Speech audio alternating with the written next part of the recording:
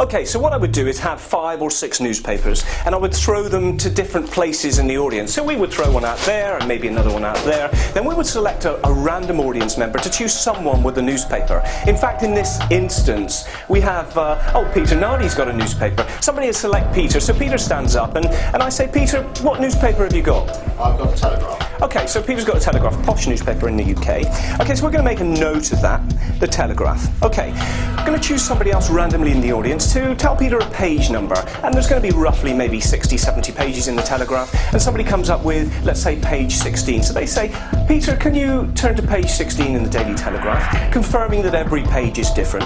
Peter does so, and I ask him to rip that page out. He rips the entire page out. Now I ask him to rip that page in half, and then half again, then in half again. So he's ended up with a 6-7-inch square of newspaper. Then I ask him to find a word on that newspaper, either side, and he looks, and on page 16 he finds the word, Peter? Treatment. Treatment, okay. So we'll make a note of that. Alright, thank you, Peter. Then I say to the audience, give Peter a massive round of applause, because he's going to come up to the front. Peter makes his way to the front of the stage. Come on up, Peter. Hello, sir. Hi. Thank you for coming up.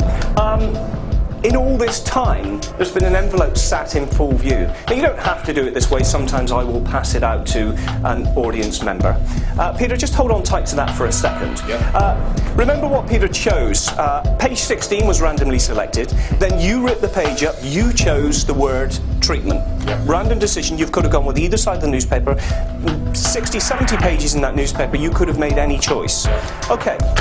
Peter, often people say to me when I do this, maybe somehow you've changed the envelope. You've removed this one and replaced it with another. So I'll tell you what we're going to do right now. What I'd like you to do, Peter, is I'd like you to sign that envelope for me, so we know it's yours, so we know it's not going to be changed. And also, of course, the signature could be worth money later on. Peter, in this envelope that's been sealed and in full view from before we started, if you look into there, there is another envelope, okay? Inside of this envelope is yet another envelope. Peter, just take hold of that. You can keep it. You can just check that that is just a real envelope. Yep. Inside of that envelope is yet another envelope. Out of this envelope, I'm going to take yet another envelope. Hold on tight to that for me. Strange thing about this is on the back of this envelope, taped to it, is yet another envelope. And right on there, taped to the back, envelopes, taped on envelopes, sealed up. I'm going to open this one up. Inside this envelope is yet another. Can you take that envelope out from inside there, Peter? In the envelope that's taped to the back of that envelope, yet another envelope. Could you take that one for me? Okay, and we'll get rid of that.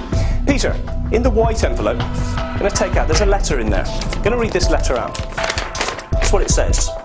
We go through life making many random decisions. Many of those choices and decisions will be in turn go on to influence other events in our lives. As humans, we simply accept this as our fate. However, some people believe that their lives are mapped out from birth.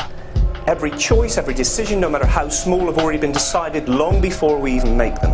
In your hand is a small brown envelope. The contents of that envelope, placed there many hours ago, may prove that our fate is indeed already decided upon. Peter, this envelope has been in full view. That one with inside many other envelopes. Yep. I'm going to ask you to unseal that envelope, and in there you're going to find a piece of newspaper. I'd like you to open that piece of newspaper, and on that piece of newspaper you'll find 2 things circled. You'll find that I've circled a page number and that I've circled a word. What page number did I circle, Peter?